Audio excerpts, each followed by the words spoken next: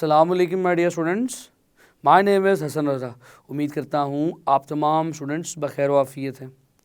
Students, हम जब भी साइंस में कुछ पढ़ते हैं तो हमारा मकसद ये होता है कि उस साइंटिफिक फिनोमेना को अपनी बेटरमेंट के लिए कैसे इस्तेमाल किया जाए। जब भी हम कोई मशीन डेवलप करते हैं, कोई मशीन इन्वेंट करते हैं, कोई अच्छा इंस्ट्रूमेंट डिज़ाइन करते हैं, तो उसके पीछे एक साइंटिफिक फिनोमेना छुपा होता है। उसी साइंटिफिक फिनोमेना को यूज़ करते हुए उस ख़ास मशीन को इन्वेंट किया जाता है। स्टूडेंट्स, जैसे आपने बहुत मशहूर कहावत और बात तो सुनी होगी कि फ़र्स्ट टाइम इंजन्स कैसे डेवलप किए गए थे, स्टीम की मदद से। यानी कि एक साइंटिस्ट घर बैठा स्टीम को ऑब्जर्व कर रहा था।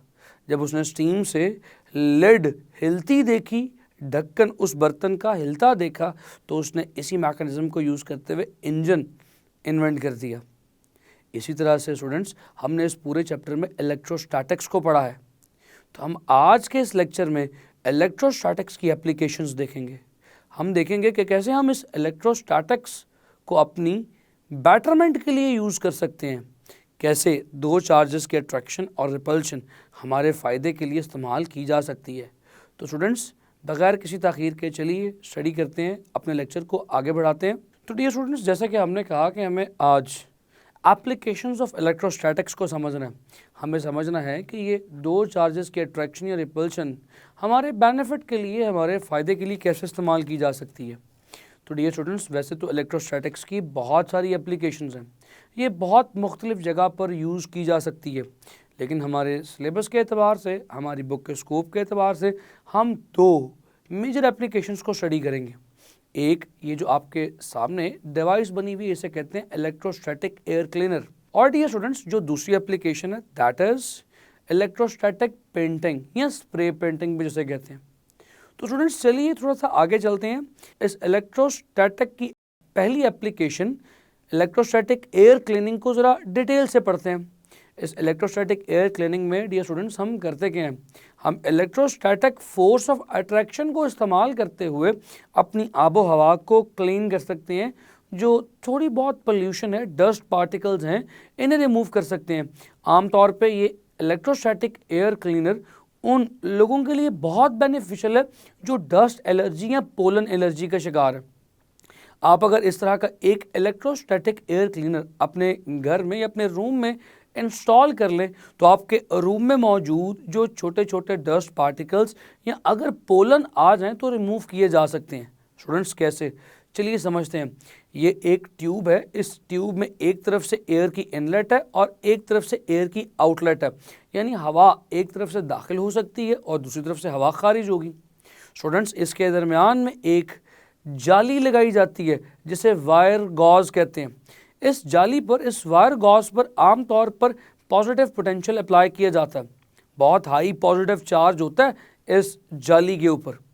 माय डियर स्टूडेंट्स, इस वायर गॉज में से जब हवा पास करती है तो हवा के साथ गुजरने वाले पार्टिकल्स, जिन्हें डस्ट पार्टिकल्स या पोलन कहा जाता है, वो भी गुजरते हैं। और इस वायर गॉज में से पास करते हुए डियर स्टूडेंट्स, इन तमाम पार्टिकल्स के ऊपर पॉजिटिव चार्ज आ जाता है। आप जानते हैं कि चार्ज करने का एक तरीका फ्रिक्शन भी है और चार्ज करने का एक तरीका कंडक्शन भी है। यहाँ पर चार्ज कंडक्शन के मैकेनिज्म के थ्रू आएगा, यानी चार्ज जो वायर गॉज के ऊपर है वो टच करने से ऊपर ट्रांसफ़र हो जाएगा डिफरेंट पार्टिकल्स के। सो यहाँ पर सिर्फ टच करने से पार्टिकल्स की सरफेस पे चार्ज आ जाएगा। तो माय डियर स्टूडेंट्स, जो पार्टिकल की सरफेस पे एक्सेस चार्ज आ जाएगा पॉजिटिव, इससे हमें क्या फ़ायदा होगा? इससे हमें ये फ़ायदा होगा कि अगर आप देखें इस इलेक्ट्रोस्टैटिक एयर क्लीनर की वॉल्स पर जो प्लेट्स लगी हुई हैं, उन प्लेट्स के ऊपर एक्सेस नेगेटिव चार्ज है। वो प्लेट्स नेगेटिवली चार्ज होने की वजह से इन पार्टिकल्स को अपनी तरफ अट्रैक्ट करेंगी। तो वो तमाम पार्टिकल्स जो डस्ट की या पोलन की सूरत में हवा में मौजूद थे, इस वायर गॉज में से पास करने के बाद ये स्टूडेंट्स पॉजिटिवली चार्ज हुए और वो positively charge particles walls of this electrostatic air cleaner की तरफ अट्रैक्ट होना शुरू हो गए। तो आपने देखा, हमने इलेक्ट्रोस्टैटिक फोर्स ऑफ अट्रैक्शन को इस्तेमाल करते हुए इन तमाम छोटे छोटे पार्टिकल्स को in walls of electrostatic air cleaner के साथ जोड़ दिया। अब ये पार्टिकल्स इसी एयर क्लीनर में रह जाएंगे और क्लीन एयर पार्टिकल या डस्ट या पोलन लेस एयर इस छोटे से इलेक्ट्रोस्टैटिक एयर क्लीनर में से आउटलेट के थ्रू निकलती चली जाएगी। तो डियर स्टूडेंट्स, यहाँ पर आप जो एयर अचीव करेंगे वो डस्ट फ्री एयर होगी या पोलन फ्री एयर होगी। और वक्फे वक्फे से gradually with the passage of time आप इस इलेक्ट्रोस्टैटिक एयर क्लीनर को खोल के इसकी वॉल्स की सफाई कर सकते हैं।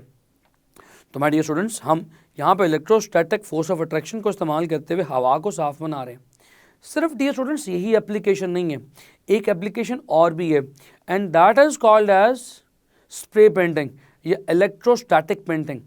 डियर स्टूडेंट्स, आमतौर पे जो व्हीकल मैन्युफैक्चरिंग कंपनीज है, जो ऑटोमोबाइल मैन्युफैक्चरिंग कंपनीज हैं, वो इस टेक्निक का इस्तेमाल करती हैं। जब भी कोई आप नई गाड़ी मार्केट से परचेज करते हैं तो आप देखते हैं उस नई गाड़ी की जो सरफेस है वो इंतहाई पॉलिश्ड और स्मूथ है, उसके ऊपर जो पेंट है वो इंतहाई इवन कोटिंग के साथ लगा हुआ है, यानी उस पेंट की कोटिंग नॉन यूनिफॉर्म नहीं है, इंतहाई स्मूथ कोटिंग है और ये कोटिंग बहुत देर पा होती है, बहुत देर तक चलती है, क्योंकि डियर स्टूडेंट्स इसे इलेक्ट्रोस्टैटिक फोर्स ऑफ अट्रैक्शन के थ्रू किया जाता है।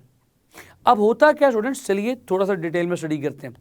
हमारे पास एक गाड़ी जिसकी बॉडी को हमने चार्ज करना है, उस बॉडी को हम एक हाई वोल्टेज नेगेटिव वायर के साथ कनेक्ट कर देते हैं, जिसकी वजह से उस गाड़ी की सरफेस पे नेगेटिव चार्ज आ जाता है।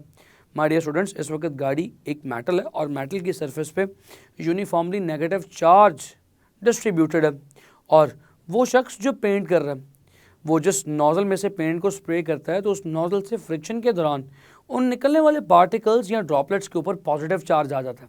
स्टूडेंट्स, इस पॉजिटिव चार्ज का एक और बहुत फ़ायदा होता है, जो मिस्ट हवा में निकलेगी वो मिस्ट एक तो इंतहाई छोटे छोटे पार्टिकल्स पर मबनी होगी और उस मिस्ट के दरमियान फोर्स ऑफ रिपल्शन की वजह से पार्टिकल्स दूर दूर होंगे, यानी पार्टिकल्स एक ही जगह पे जाकर नहीं टकराएंगे। आप देख सकते हैं ऑल द ड्रॉपलेट्स या all the particles coming out of this spray gun are positively charge. यहाँ पे मैं ड्रॉपलेट को as a small particle treat कर रहा हूँ।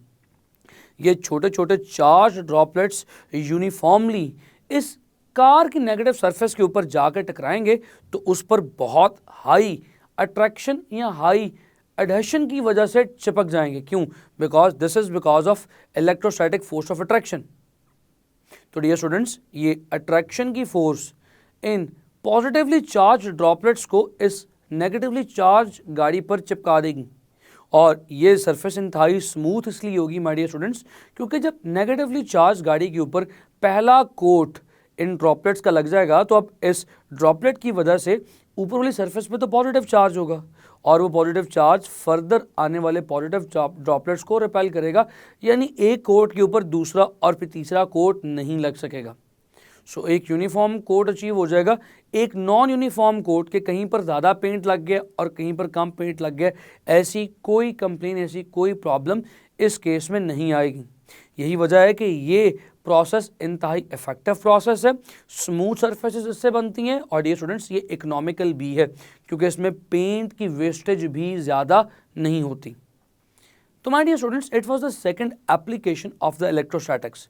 तो ये सिर्फ दो ही एप्लीकेशन नहीं है डियर स्टूडेंट्स, इसके अलावा कुछ हैजर्ड्स भी हैं, इलेक्ट्रोस्टैटिक के कुछ खतरात भी हैं। डियर स्टूडेंट्स, इलेक्ट्रोस्टैटिक का सबसे बड़ा खतरा है लाइटनिंग। ये जो आप देख रहे हैं बारिश के दौरान बिजली का चमकना। क्या आप जानते हैं जो बारिश के दौरान थंडर बोल्ट प्रोड्यूस होता है, इस बिजली की चमक में, जिसे हम बिजली का चमकना सादा अल्फाज में कहते हैं, इस थंडर बोल्ट में आखिर कितनी एनर्जी है डियर स्टूडेंट्स? इस एक बोल्ट में तकरीबन 1000 मिलियन जाउल्स ऑफ एनर्जी है।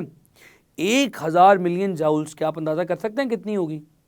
इसका अंदाज़ा आप इस बात से लगा सकते हैं कि अगर एक पानी की केतली को, एक वाटर केटल को गर्म किया जाए तो बॉइलिंग पॉइंट पे इस एनर्जी से आप इस केटल को 2 हफ्ते तक बॉईल करते रह सकते हैं लगातार। इतनी ज़्यादा एनर्जी सिर्फ एक बोल्ट में शामिल है। स्टूडेंट्स, ये जो थंडर बोल्ट, ये जो बिजली जब चमकती है तो आप देखते हैं कि किस कदर रोशनी एक लम्हे के लिए आसमान पे छा जाती है। तो आप जानते हैं कि थंडर बोल्ट कितना ब्राइट है। स्टूडेंट्स, एक थंडर बोल्ट आम तौर पर 10⁻⁷ लाइट बल्ब्स की ब्राइटनेस के इक्वल है। 10⁻⁷ लाइट बल्ब्स जानते हैं कितने होते हैं? 1 करोड़ बल्बों की रोशनी जितनी इस एक थंडर बोल्ट की ब्राइटनेस है। यानी अगर 100 वाट के 1 करोड़ बल्ब हों, या यूं कह लीजिए 10 मिलियन बल्ब हो तो एक थंडरबोल्ट जितनी ब्राइटनेस एमिट कर सकते हैं।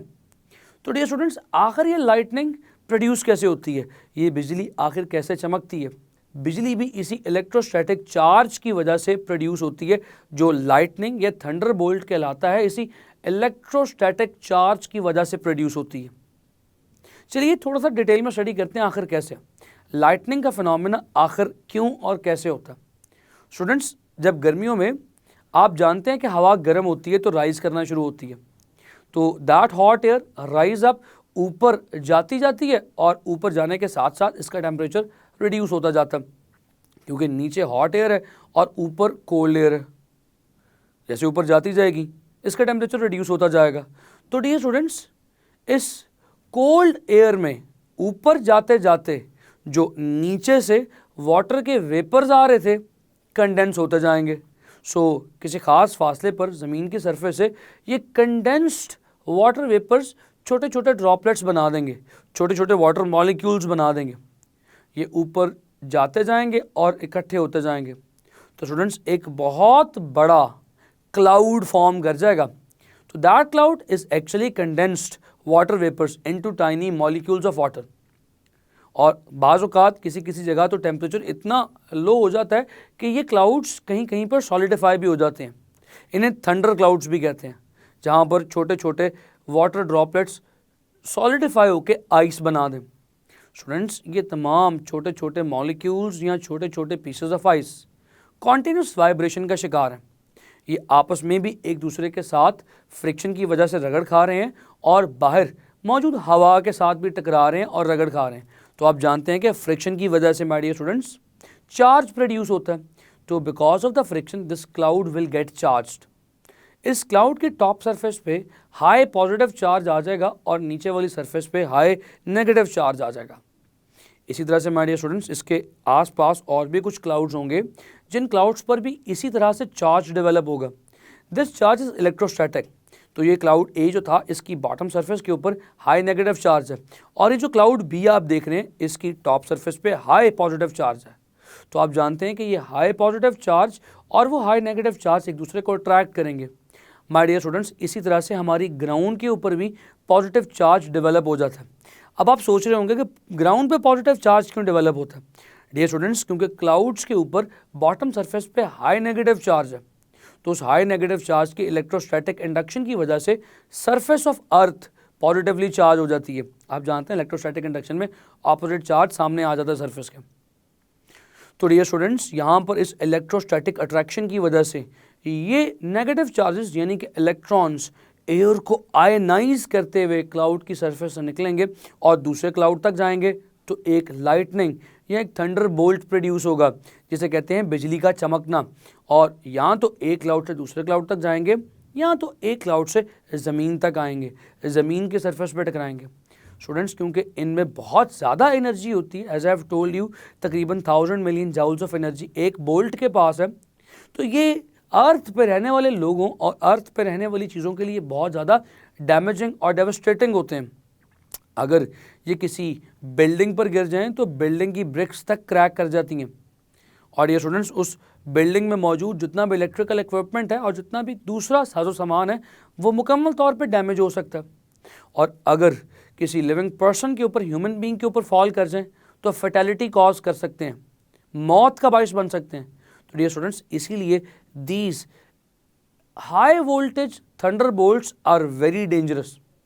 तो ये तो एक हैज़र्ड आपने समझा। अब मुझे यकीन है कि बारिश में आप जब भी बिजली की गरज सुनेंगे, बिजली का चमकना देखेंगे, थंडर बोल्ट को सुनेंगे तो आप डरेंगे नहीं, बल्कि आप देखेंगे कि इसमें भी फिजिक्स इन्वॉल्व है। स्टूडेंट्स, इसका एक और हैज़र्ड भी है and that hazard is fire और एक्सप्लोजन। क्या आपने कभी पेट्रोल पंप के ऊपर ये साइन देखे, switch off your mobile phone, switch off your car engine? मैं हमेशा से ये वॉन्डर किया करता था कि पेट्रोल पंप्स के ऊपर मोबाइल फ़ोन्स को क्यों ऑफ़ करवाया जाता है, आखिर मोबाइल फ़ोन के ऑफ़ होने का क्या ताल्लुक है? तो डियर स्टूडेंट्स, मोबाइल फ़ोन को इसलिए ऑफ़ करवाया जाता है कि कहीं पर कोई इलेक्ट्रोस्टैटिक चार्ज ना डेवलप हो जाए। स्टूडेंट्स, आप अगर पेट्रोल पंप के ऊपर हैं और पेट्रोल रीफिल करवा रहे हैं तो आप जानते हैं कि उस पेट्रोल पंप के ऊपर पेट्रोल के फ्यूम्स एयर में मौजूद होंगे, क्योंकि पेट्रोल एक ऐसा हाईली वॉलेटाइल लिक्विड है जो बहुत इजीली वेपराइज हो सकता है। तो उस नियर बाय एयर में बहुत सारे फ्यूम्स, बहुत सारे वेपर्स पेट्रोल के मौजूद होंगे जो हाईली फ्लेमेबल हैं डियर स्टूडेंट्स। तो होगा क्या, अगर कहीं पर कोई फ्रिक्शन या थोड़ी सी रबिंग भी इलेक्ट्रोस्टैटिक चार्ज प्रोड्यूस कर दे, मिसाल के तौर पे आपके कपड़ों से और गाड़ी की सीट से बार बार रब होने की वजह से एक इलेक्ट्रोस्टैटिक चार्ज डेवलप हो गया और उस इलेक्ट्रोस्टैटिक चार्ज ने डिस्चार्ज होते हुए एक छोटा सा स्पार्क कॉज कर दिया, तो वो एयर में मौजूद पेट्रोल के फ्यूम्स इग्नाइट हो जाएंगे और एक बहुत बड़ा एक्सप्लोजन हो सकता है। डियर स्टूडेंट्स, इसी एक्सप्लोजन से बचने के लिए बहुत सारे अप्लायंसेस को और बहुत सारे व्हीकल्स को ग्राउंड किया जाता है। स्टूडेंट्स, आपने अक्सर देखा होगा इसी तरह बहुत सारे ट्रक्स के नीचे एक चेन लटक रही होती है। इस चेन का क्या मकसद है? इस चेन का मकसद है कि इस ट्रक की सरफेस पर, इस बड़ी गाड़ी की सरफेस पर आने वाले इलेक्ट्रोस्टैटिक चार्ज को ग्राउंड किया जाए। लेकिन ये नीचे लगी हुई चेन ज़मीन से जब तक टकराती रहेगी तो उसकी सरफेस पे आने वाला चार्ज इस कंडक्टिव चेन के ज़रिए से होता हुआ ग्राउंड में चला जाएगा। स्टूडेंट्स, ये तो छोटे छोटे व्हीकल्स हैं जिन्हें ग्राउंड किया जाता है। ना सिर्फ इन छोटे ऑटोमोबाइल्स को बल्कि बड़े बड़े, बहुत बड़े बड़े एयरक्राफ्ट्स को भी ग्राउंड किया जाता है। ये एरोप्लेन जो आप देख रहे हैं, this aeroplane is also grounded. कैसे? हवा में रहते हुए से कैसे ग्राउंड किया जा सकता है? डियर स्टूडेंट्स, जब ये एरोप्लेन हवा में उड़ रहा होता है तो इस हवा की फ्रिक्शन की वजह से इसके सरफेस पे ढेर सारा चार्ज डेवलप हो जाता है। अब उस चार्ज को ख़त्म करने के लिए जब इसे लैंड करवाया जाता है तो एक स्पेशल मैकेनिज्म के थ्रू जब इसके टायर्स ज़मीन को टच करते हैं तो उन टायर्स के थ्रू इसकी सरफेस का सारा चार्ज ग्राउंड कर दिया जाता है। तो कहीं पर, ताकि कोई इलेक्ट्रोस्टैटिक डिस्चार्ज की वजह से कोई स्पार्क ना क्रिएट हो और इस स्पार्क ना क्रिएट होने से एक एक्सप्लोजन और फायर से बचा जा सके। तो माय डियर स्टूडेंट्स, मैं उम्मीद करता हूं कि ये तमाम पॉइंट्स आपको समझ आए होंगे। माय डियर स्टूडेंट्स, आपने देखा कि कैसे आपने इलेक्ट्रोस्टैटिक अट्रैक्शन और रिपल्शन की मदद से दो डिवाइसेस जिनका नाम इलेक्ट्रोस्टैटिक एयर क्लीनर और इलेक्ट्रोस्टैटिक स्प्रे पेंटिंग है, कैसे आपने इस इलेक्ट्रोस्टैटिक फोर्स ऑफ अट्रैक्शन और रिपल्शन को यूज़ करते हुए दो मेजर मशीन्स इन्वेंट कर ली। स्टूडेंट्स, आपने यूजेस के साथ साथ इस इलेक्ट्रोस्टैटिक अट्रैक्शन और रिपल्शन के हैज़ार्डियस इफेक्ट्स को भी देखा, कैसे इस इलेक्ट्रोस्टैटिक चार्ज की वजह से लाइटनिंग का फिनोमेना होता है और कहीं पर आग लगने का खतरा या धमाका होने का खतरा भी लाहक रहता है। उम्मीद करता हूँ ये तमाम कॉन्सेप्ट्स आपको समझ आए हैं। अपना बेइंतहा ख्याल रखें। आपसे मुलाकात होगी अगली बार इस चैप्टर की एक्सरसाइज के साथ। See you in the next lecture. खुदा हाफिज़।